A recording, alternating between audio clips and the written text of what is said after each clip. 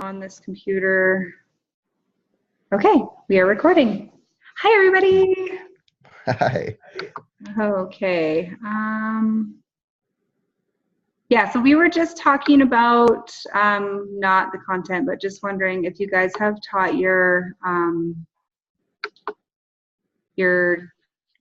portfolio assignment, your teaching yet this week. I've done mine. I have not taught yet. You haven't taught yours yet? Not yet. Aubrey, have you? Saturday. What was that? I have mine scheduled for Saturday. Okay. Oh, okay. Aubrey, have you done yours? I'm going to do mine tomorrow. Ooh, exciting. Okay, what are your classes on? Mine is on empowering fathers. Ooh, that's great. Aubrey and I are together. Oh, Yeah, that's we're awesome. I partners, didn't know you guys- actually. That's Yeah. great. Yeah. Lucky I should have had a partner. Stress and coping strategies for overwhelmed women. I am so overwhelmed. Can I please have your strategies? I know, that's the whole idea. Everyone Calm is. down. So Yeah. everyone feels overwhelmed, so everyone can come. Yeah. Except for men, sorry. You'll understand. Out. What if they wear wigs? I feel discriminated against. Are you feeling stressed about that? Because I can work with that. Mine's on communication, basically, and how different things can hurt communication in marriage, like shame.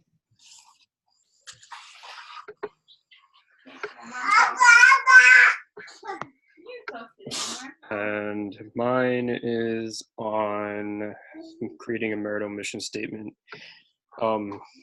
It's basically going to just teach couples how they can learn about each other and create a vision statement in order to balance things in their own lives. They have the power to balance things in their own lives.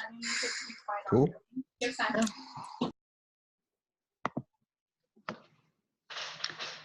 Cool. Okay, I think we can go into our outline. Our outlines, our discussion. Should we just go through the chapters? Start with chapter 4? We just discuss it chapter by chapter. That's what I'm thinking.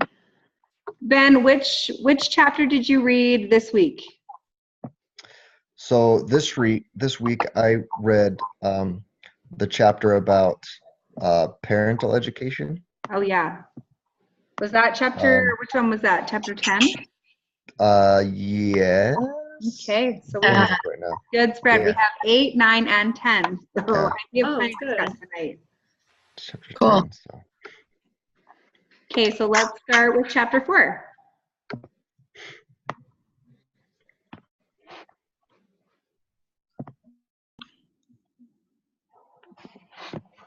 So I just lost my notes. Wow, they just turned into something completely different. I don't know what I did. How do I undo this? I need somebody who's genius with Microsoft Word to come and save me. Oh my goodness. Okay. Technical difficulties. I will be right with you. Oh dear. Oh, view. Okay, I got it back. Sorry about that. Okay, so when I read chapter 4, one of the things that I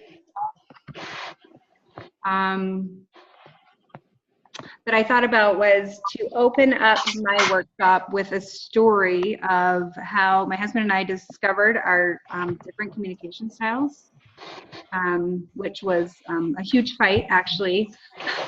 That was stemmed from one of my communication classes, which the communication class assignment was to go back into one of your relationships and pick something that you had disagreed on earlier in life and go back and discuss it with the principals that the class had.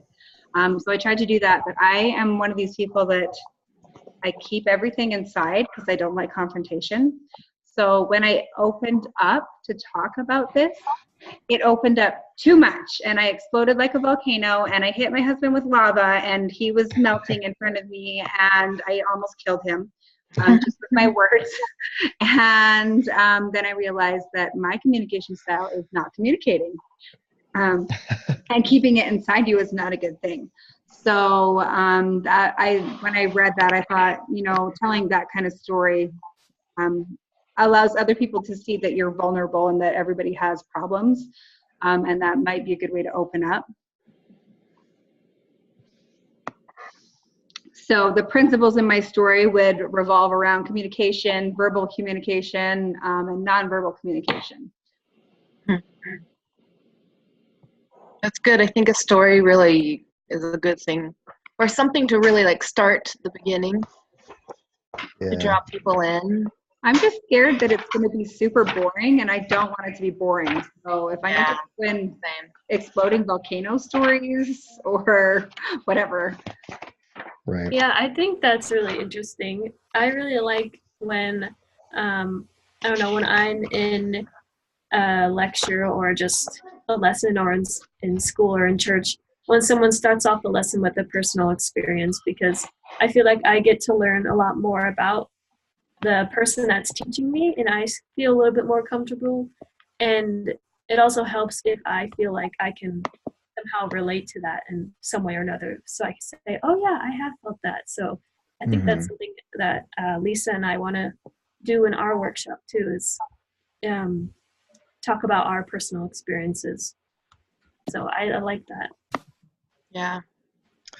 Yeah, I definitely agree with the idea of talking about stories in your workshops and things like that. It goes along with a lot of the stuff that at least that I got out of chapter 5 about engaging audiences, and that idea of, Aubrey, like you said, making audience members or participants feel comfortable. And I think when you share personal things about yourself, that really opens it up to allowing others to help, or to allowing others to participate by sharing their own experiences as well, which at least I know in my workshop is going to be an important part of discussion, is people being able to share some of, not like super deep personal things, but some of their experiences that they have had, things like that. I think for me in chapter 4, one of the things that stuck out the most was just that table at the very beginning. I'm looking at it right now. But I really wanted to apply in my workshop the idea of having, what do you call it, an expository generality, just teaching a principle and then following that up with some sort of an example, like a story, like a personal story or a narrative or some sort of video, and then having them, rephrase that principle in their own way, and then think of examples from their own life that have exemplified that principle, or different ways that they could in the future exemplify that principle. To me, that just seems like a really effective way of getting your information across to people. Yeah. It's something that I definitely want to try to apply in my workshop. Yeah. I think the more ways you can like do visual, or as many senses as you can get Right. into it, the more it will stay with them. And I think that's great. Yeah. And to demonstrate it too. I think part of chapter 4 is demonstrating the skill. It is, yeah. I know there's times where people have explained things to me. Like last night we were doing some kind of thing for young women, and I was like, she was trying to teach me with her words, and I didn't understand a word she was saying. But as soon as she showed me, I was like, okay, I get it. And so that kind of made me relate to workshop. Like, I'm going to really have to not just be specific with my words, but literally show and practice that so that it catches all sides of learning. Yeah, that plays into the learning styles as well, because Ben was just talking about the table 4.1 in chapter 4. And when I read that, like nothing went in my head. I read all the words over and over. I was like, I don't understand this. And then luckily they explain what's in the table later, and I could understand it. But in the table, I was like, I don't speak tables apparently. But some people do. Some people love tables and charts and pie charts and all that stuff. And that just doesn't, my brain doesn't work with those. No, yeah, I was the same way. I was looking at the table and I was like, what is this even talking about? But I don't think it speaks English. after you read through it, the table actually makes sense. Well, I never went back and looked at it, so maybe I should do that. Maybe I would understand it now, but at first I was like, nope, that's not even English. I'm not even. Nope. Hey, I think it's. Oh, sorry. Go ahead. Go ahead, Ben. I was just going to say, I think that it's important to take into account the different learning styles that we're going to have to do. Definitely.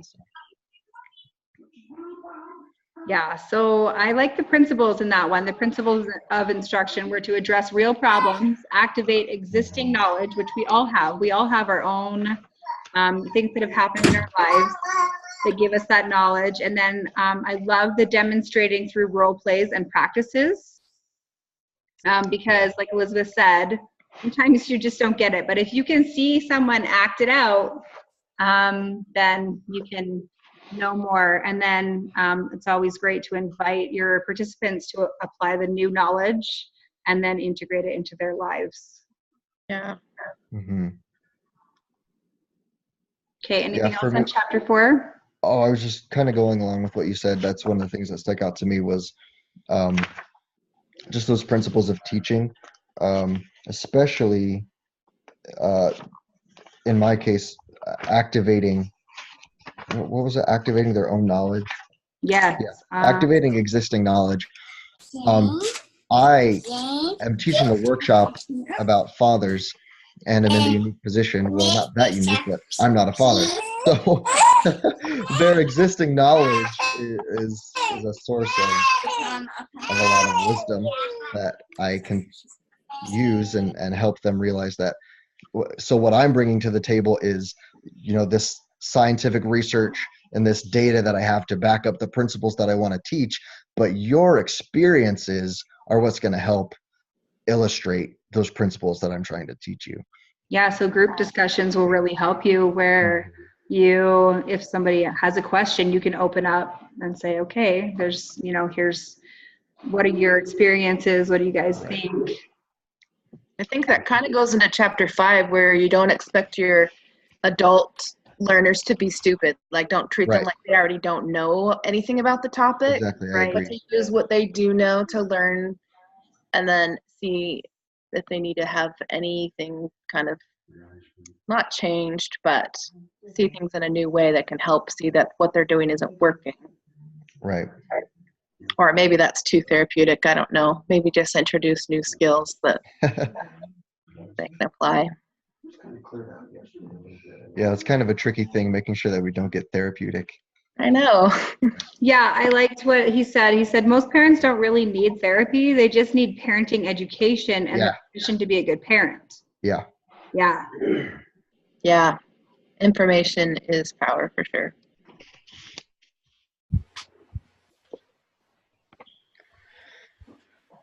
Yeah. Okay, so when engaging an audience, I learned from my little thing that I felt like I was like big and like this amazing presenter, and then all my feedback was like, you really need to have more energy so we don't go to sleep. No way. Yeah, and they said more personal stories. They really want to hear those personal stories. So like big arm movements, guys, I'm serious. Like I had like all this body language going on. They're like, we were like falling asleep. I mean, they were really nice about it, but that was what I heard. More stories and more energy. I'm like, okay. So yeah. I went from primary president to gospel doctrine teacher, and the gospel doctrine class was like, do you know that you talk to us like this? Da da da da da da. Like That's great. That's awesome. I love that. Maybe those people in gospel doctrine will actually stay awake now. Yeah.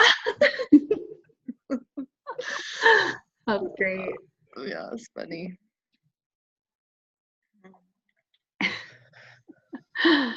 Okay.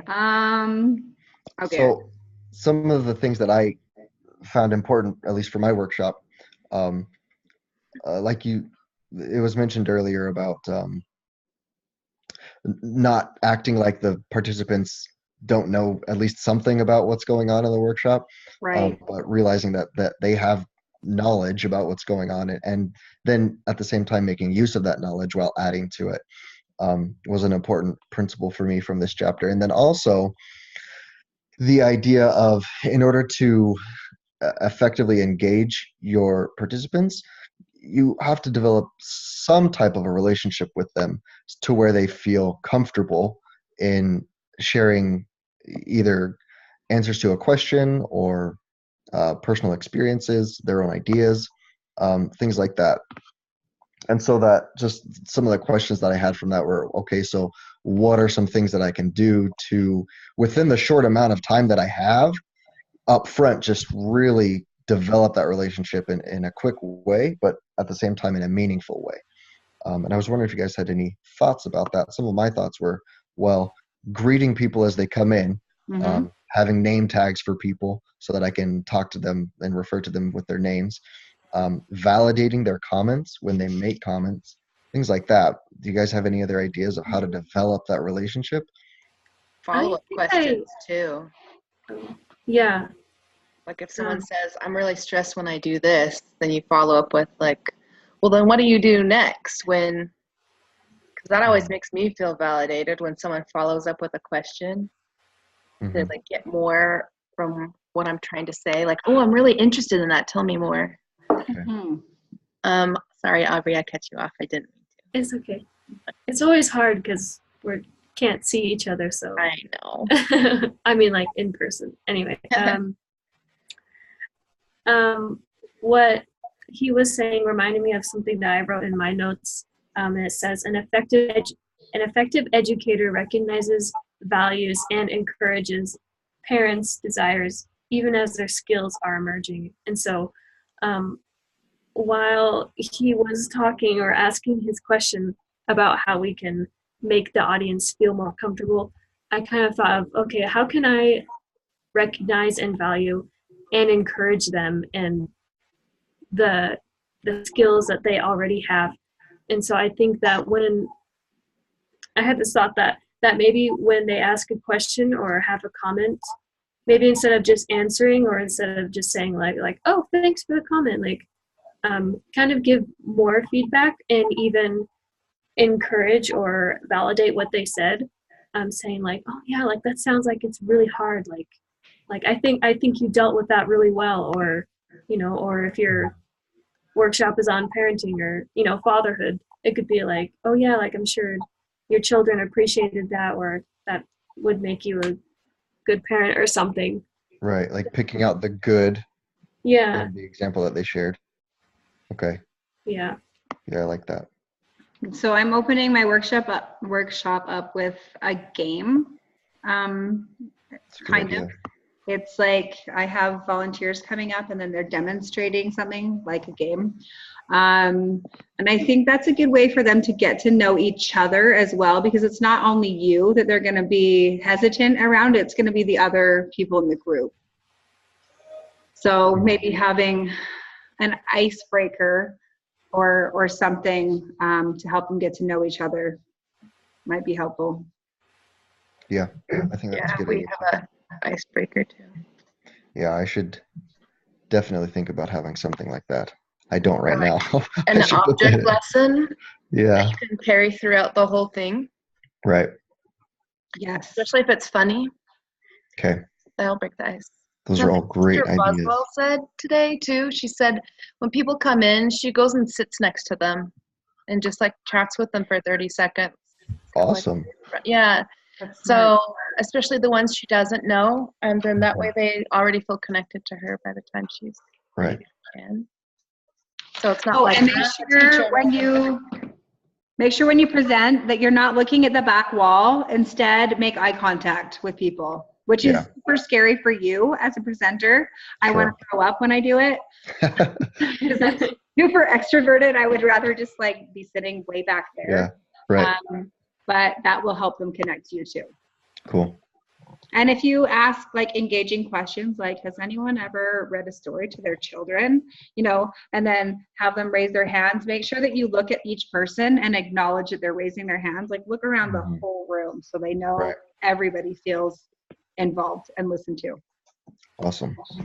Those are great answers. Thank you. That's so helpful.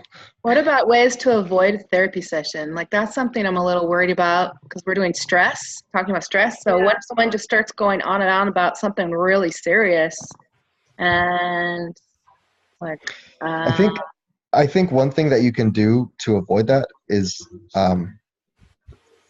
make sure you set the expectation beforehand that this is not a therapy session and it's not a place for you to vent all of the stresses that you're feeling right now. But feel free to write all about it during this workshop. yeah, that's a good idea. And if Just letting somebody explain them beforehand. Yeah, if somebody starts it, maybe just validate them. Say, I'm so sorry that you feel that way. I'm sorry that happened. And then just move on. Keep moving. If they address it in the form of a question, you can say, maybe we could chat about this later. Yeah. Here's some great material. I'm planning on bringing all like the material that I have so they can, if they want to go through it, like all the research and stuff that I've gone through. Right. Or even if they start going off about something that's been super stressful,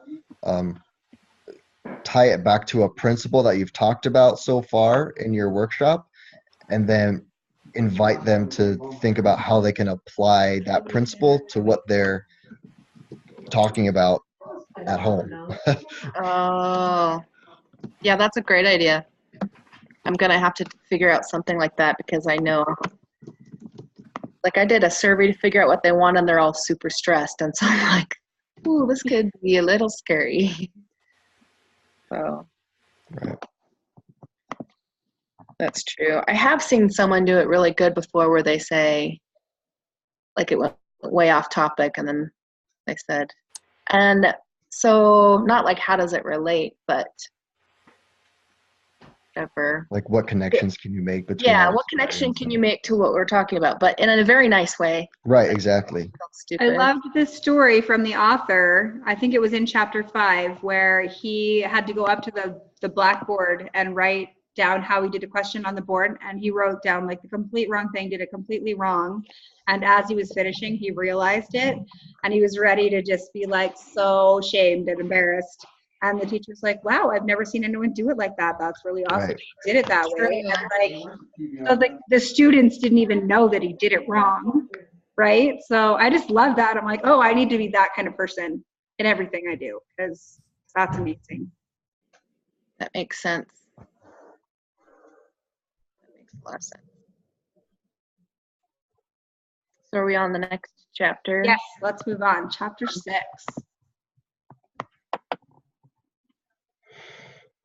Yeah, it's just basically that one's the different ways to teach in your workshop. I love the idea of the fishbowl.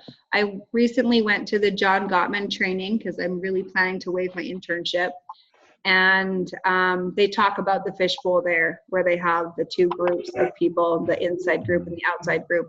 And they do at the John Gottman training, they do the moms in the circle first.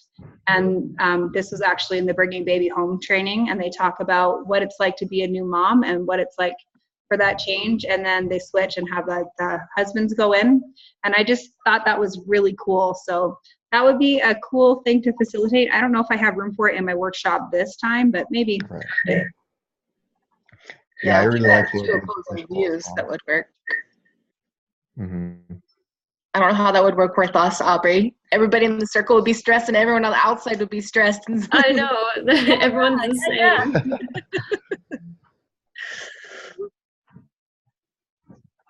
same. What are some other ones you guys like? I like the skills training. There's definitely ways that I could put that into my workshop the process was describe the skill, model the skill, practice the skill in a non-stressful setting and situation, and then reinforce the skill, give corrective feedback, and then invite them to use the skill in a real setting. So basically go home and, apply what you learned. That's definitely something that I want to to put into my workshop somehow. That's good. I love role plays. I think role plays are great, where you present a principle, then you have them role play it. And when you role play it, it sets it in so that when you come across that situation at home, you have the tools to address it in better ways. Right. And then in my presentation, I'm using media clips, educational clips, music, pictures, quotes, all that stuff, comic strips. Yeah. In my slideshow. Are you guys having slide presentations as well? Like I am. Yeah.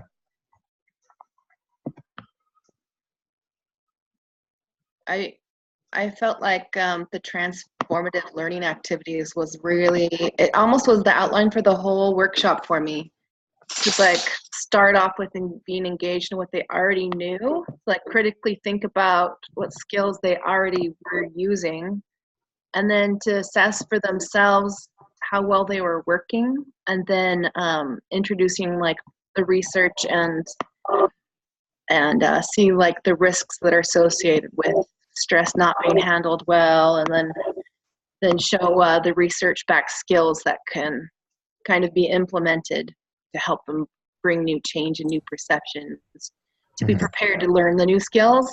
By the time like we get to the skills, I want them to feel like I need something new to handle the stress that I'm dealing with. I'm ready for something to kind of help me do this better. Right. I wanted them to feel like motivated, like excited to go home and like try out what they learned. And I don't want it to be something they've heard a million times before. Yeah.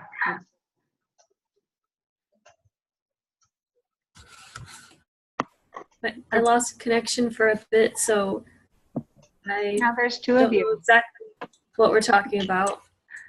But I had this thought that I was gonna say before my connection cut out was that something that I really liked from chapter 6 was when it said that you don't have to answer every question from the audience. And it said that you can check to the group you think. Like, oh, well, that's great. If someone does ask a question or makes a comment, that's kind of like, I'm kind of like, oh, I can try to say like, oh, like, so what do you all think? And that they can also start connecting with each other. And that puts a little bit of stress off of me. Yeah, that's good. I agree. Yeah. I feel like in the beginning, I have to have a disclaimer that, first of all, this isn't a therapy session, that I'm not a counselor. Very important. But also that I'm still a student and I'm not a professional, and there's a lot of things that I don't know. So I feel like I have to say that in the beginning too. Like, so if I can't answer your question, like, I'm sorry. Like, Yeah. And I think you can still do that in a way that will let them know that what you are bringing to the workshop is still really valuable and great information. yeah. Even though, like, yeah, I'm not a professional, I'm still a student, but like, this is solid information that you're getting. Yeah, you're still an authority on Exactly. a student authority. If they knew how much research we had to do. I know, I've gone through at least 100 articles. Easy. Easy. The knowledge we have together is amazing. Oh my gosh, we're like super people Totally are. all together. Yeah, for real. All right, let's move on to chapter 7. I do love all the CES stuff that we've been reading too. I've found it very powerful. It is. And it's really going to make me change the way that I teach young women. So I feel like that's part of the disconnect a lot with audiences, is that it's just like this and it doesn't change. And so if there's not enough to connect in like break up moments, and one of the best things I think I learned was sometimes when I prepare a lesson, I have all these things that pull out to me, and then I'm like, yeah, well, I guess I'm going to share them all. And I stop to think that maybe the things that are connected to me are for me and not necessarily for the people I'm supposed to teach. And so I've been thinking about that for this workshop. Just because it's cool doesn't mean that's what I'm supposed to teach. And so I try to follow the spirit and pray every single time I start the workshop stuff so that it can be for them and not me. Mm-hmm.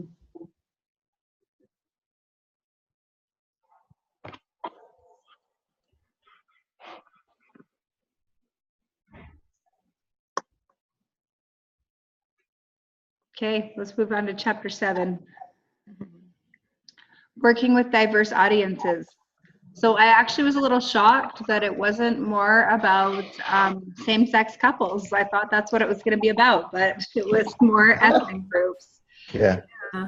So when I went to my John Gottman training, they went on and on and on about same-sex couples and how in Seattle, it's huge there, right? So a lot of the 7 principles trainings they do just same-sex couples. They do just lesbian couples. They do just gay couples, gay men. So that's what I was expecting to read. And I was like, oh, okay, this is just talking about like different cultures, different ethnic groups. Yeah, I think the same principles can apply though. I agree. Yes. I think it's also like economic class diversity. Yeah. I think the important thing. Sorry, go ahead, Aubrey. Oh, okay.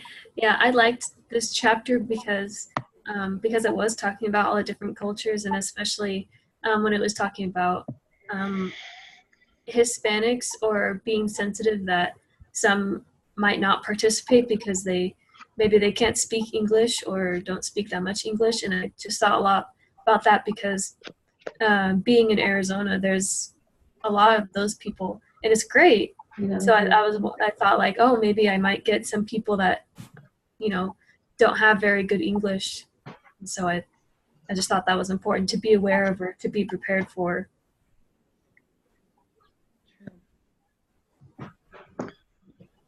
Very true. Can you hear me? Yes. A little bit, yeah. Yeah, we got you. Okay, I'm gonna try to speak now. No, this chapter was probably one of the more important ones for me.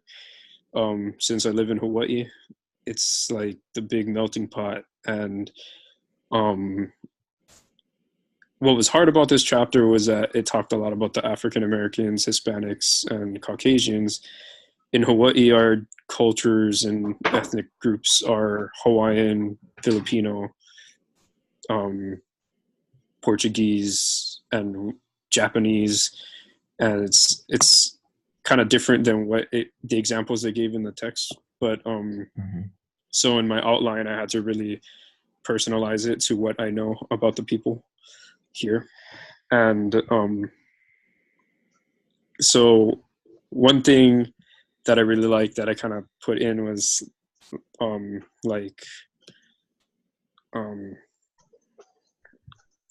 Aubrey was saying, is being mindful of the way people speak. And over here, proper English is kind of weird. We all kind of speak pidgin, broken English, and we have our slangs and stuff like that. And so in a weird kind of way, for me, I feel like it would be appropriate to even use some of that broken English just to stay level-headed with them and to not make like I'm high above them just because I'm the way I speak. And so I wrote in my outline, like, I need to speak pidgin professionally. I need to figure out how to do that. I love that. Me too. There you go. And so another thing is that like Hawaiians are really kind of humorous, and they're very respectful and traditional culture. And so I need to try to find resources that reflect tradition. At the same time, we are embracing more egalitarian views. So I have to find some sort of balance between that. And yeah, basically just personalizing it to where I live is the main thing. In fact, real quick, on Sunday, when I was, I kind of, in priesthood, I brought up my workshop and to let them know about it. And one of the brethren made a joke, and it caught me off guard, and I had no idea how to react to it. And it immediately got me scared. Oh, Because I no. was thinking, man, this guy's going to come to my workshop, and he's going to be busting jokes all class. Oh, man. And I'm going to have to turn this into something like, I can't rush them along. People are going to be laughing. And it was kind of an eye-opening thing for me. It's a good thing to be aware of. That's scary, though. I guess it's good you got a little forewarning. Yeah. Yeah. Like, and it was kind of one of those jokes that was like, in fact, what was it? Let me try to think. It was, I brought up that my workshop was a Friday and a Saturday, and they could choose which one they wanted to go to. And he said,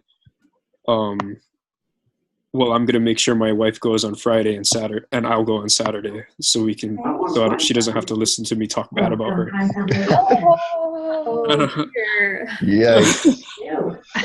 And I was like, oh my goodness, like Oh no.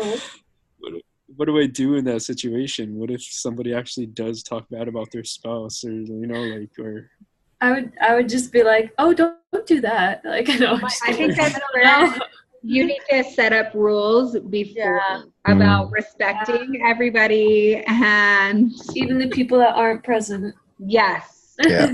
Yeah. Yeah, that's a Be respectful, even as a joke. yeah. Yeah. So Good luck. thanks. Yes. Man, that's what I'm a little worried about, that it might be turned into the stress workshop will turn into like a complaint fest Yeah.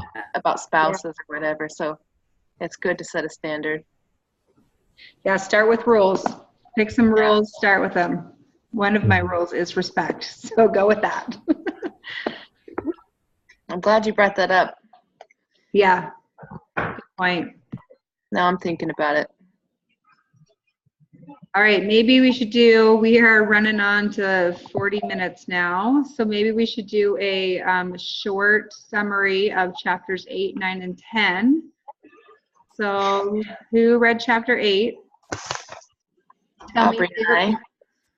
Yeah. There's like a little bug in here. I don't know, Aubrey. We don't see it. Just get it. Smack it. It keeps flying around me. Okay. Yes. We read chapter 8, and I think this is one of my favorite ones. Yeah. Oh no, don't say that. Now I'm gonna have to go back and read it. It's changing. Oh no. I'm doing my workshop completely. It what? It's changing the way that I want to do the workshop completely. Now I'm gonna have to go read it. Go for it, Aubrey. Tell your favorites. I'm trying to read through all of the stuff that I wrote down about it, trying to see which ones I think is the most important to talk about. So since our workshop is going to be on stress, and we're also talking a little bit about self-esteem, or a lot bit, I don't know. This chapter, I mentioned that self-esteem or appreciation is not all or nothing. We like some things and we don't like other things about ourselves. And that was something that I actually never heard before or ever thought of. Like, you always think like, oh, have good self-esteem, like feel good about yourself. That means that you just love every single thing about yourself. You just think that everything is perfect. And that's just not a realistic goal, because we're not perfect and we have flaws and we have weaknesses. And so there's always going to be things about us that we want to change. And that's good because that helps us be better. Yeah. But we just need to recognize there's always those that we want to obsess over those things that we don't like, or let those bring us down and just think that because I have this weakness or I can't do this that well or whatever it is, like I'm just overall just a horrible person. So I thought that was really important. Yeah. Part of it, a really big part of that chapter was that sometimes when we teach workshops, we focus on weaknesses. And the point of this chapter is to, instead of being like, you need to better your weaknesses, is to take people's strengths and talk about how they can use those strengths, and that will kind of help with the weaknesses in them, and it will help increase their happiness because they'll feel more confident. It talked a lot about the concept of flow, where you are really skilled at something, but you're doing something hard at the same time. So you become into this like flow area where you feel proud of yourself because you're using this skill at a high level, but you're also being challenged at the same level. And so it talked about doing that within the workshop, where they're at these levels where they're learning, but they're capable of what they're learning. Because I was a little worried that after, I don't know, well, going through things, that I'm going to teach all these skills on stress, and they're going to come home and be like, oh my gosh, I'm stressed, and now I have 4 more things I need to do, you know? Mm-hmm. And so I don't know. I'd like to kind of look into strengths, and there's a whole, anyway, my mind's been blown from that chapter. I don't know what else to say. Great.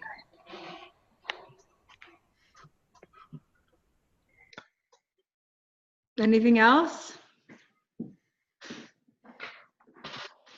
don't think so. Okay, I'll go into chapter 9. Jeremias read it too. So it was kind of boring. It had good stuff, but it was kind of boring to read. It just talked a lot about the different theories and different ideas, different ways of teaching relationship workshops. So it talked about like Gottman and his encouragement on building love maps and nurturing fondness, turning towards one's partners, and then remembering to have, when you're in conflict, remembering to have 5 positives for every 1 negative. And then also, when you're not in conflict, you're supposed to have 20 positives for every 1 negative. And then it talked about like the marital virtues perspective and the co-frame perspective and the Nerman and Nerman perspectives. That was fun to read about. And then it had some research, and it said that marriage and relationship education overall has a positive effect on marriages. So John Gottman did this really awesome, he was trying to prove that workshops were really good for marriages. So he did his own research, and he had a group of people. They had 2 groups of people that were in conflict in their marriage, and he had one of the groups read his book. That's it. They just read the 7 Principles for Marriage, and the other one read or went to his workshop on the same thing. They read the book and they went to the workshop. And to his surprise, the ones who just read the book did almost as well as the people who went to the workshop, which was funny because he was trying to prove that his workshop was really worth going to, but what he really proved was that his book was really worth reading. So, either way, what does that say about our workshops? Exactly. So I think the point is that if people are actually looking to be better, if they are with intent looking at things or going to sources that will help them in their marriage, just the act of doing that will increase their marital satisfaction. Jeremias, I don't know if you can hear us, but is there anything else you wanted to add from chapter 9? Yeah, I read that too, and I was just like, what the heck? So I'm trying to make my workshop as have as much interaction with the class and the class with each other as possible, so that it's more just like an experience. But anyway, when it comes to chapter 9, yeah. So you basically talked mostly about everything we read. For me, though, Gottman's theory, the sound marital house theory, well, not his theory, but the theory that he uses, is kind of one that I am going to use specifically in my workshop. Just because it talks about love maps and admiring and appreciating your spouse and turning towards each other instead of away from each other. And since my workshop's going to be about the marital mission statement, it's really about becoming friends and learning your spouse and learning your values and coming together as one. So that I'm using, and then the transformative process, which focuses on the forgiveness, sacrifice, and commitment, and the 2 types of commitment, was something that I really liked, which was constraint commitment and personal dedication, and how we use both within our marriages and relationships. What's the difference? And that constraint commitment is the things that kind of force a couple to stay together. And like, it's things that force a couple to want to stay together even though they don't want to be in the relationship, or like they're in a high conflict situation. So like, I wrote down examples, and I wrote children could be a constraint commitment, dependent on one spouse's finances, religious commitments, and personal dedication is when you're both investing into the relationship because you want to be there, which also can be children, finances, and making sacrifices, and religion. So it's kind of interesting how we use the same things as different types of commitment, but both of them actually help the relationship at one point or another. So that was kind of interesting to me, and something I'm using in my workshop. Other than that, the rest of the chapter was pretty boring. Pretty dry, huh? Yeah, It was really dry. yeah, it was. You should have done 8. It was good. Yeah. Shucks. So I read the workshop thing, and I totally kind of skipped over that part, and in my outline, and then I just went to like the best practices of the marital relationship education workshops and stuff. Right. And basically I just wrote about how it needs to have a ton of credible, relevant research and evidence, and it needs to have tons of activities and video clips and discussions. And one of my favorites was that it needs to show real life problems. I think sometimes it's easy to avoid that stuff because you don't want your topic to, kind of go in that direction. And Sister Boswell encouraged me to be careful of including this stuff, because since my topic is all about empowerment, I don't want to kind of deviate from that.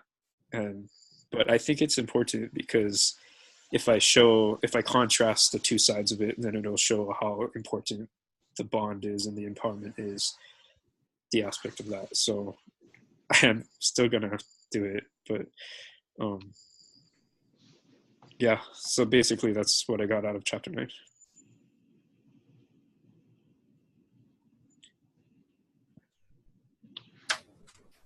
Awesome. So are we okay with moving to chapter 10 then? Let's do it. Okay, I'm just going to go over this really, really quick.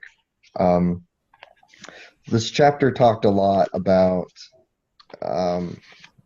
well, I guess I'll start off with the first thing. It sort of separates parenting into, that's what it was about, parenting education, into 2 different sort of outcomes. 1, a supportive component, including warmth, affection, and involvement, and 2, a controlling component, including provision of structure to the environment, limit setting, monitoring, and supervision. So that's kind of the separation, the 2 different categories of parenting that it talks about. And then it goes into talking about a whole lot of different teaching methods for parenting, and breaks down different methods of control and importance, bad types of control, like psychological control and things like that. Really, for as far as my workshop goes, the biggest thing that I got out of this chapter was the idea that, or just to be aware of the idea that the concept of, well, I can find all the information that I need on the internet, or I can, find this information and put it to good use on my own. The issue with that being, will you be able to actually find good information and good programs that teach you how to be a parent? Some of the most, it said in this chapter, some of the most popular programs for learning parenting skills aren't very good, but it's things that are very accessible and are disseminated really well, so people have access to them. And so my job as a professional, future professional, or in context of this workshop, is to provide the best information and the best programs and the best resources that I can, keeping in mind, the science and the research that's behind them as well, to making sure that that's valid, and then being able to help them apply those parts and those programs into their parenting practices, in my case particularly fathering practices. So that was the main thing that I got out of this chapter, just making sure that the information that we provide is legitimate and quality. How are you doing on finding sources within the last? I remember you talked about the last thing you had relevant sources within the last 5 years. Has that been possible? It's been I'm just okay. having a hard time with it. Yeah, it's been all right. I've definitely found some, but yeah, that's a tricky one for sure. It's been hard. I haven't. Yeah. As far as statistical things go for me, one thing that's been really helpful is the U.S. Census Bureau website. In case you're looking for statistics, but not everybody is. So that's all I got for chapter 10. Cool. Perfect. Okay, I actually like this way better than posting my own video, even though it may have taken a little bit longer. I agree. Well, I'm going to sign off here. So it's been a pleasure chatting with you all. And until next time. Okay, I will post this to our discussion board. Perfect. After the recording's over, Kim, I do have a question for you, if you don't mind, about your thing you're doing. Bye, guys. Good. Thank you.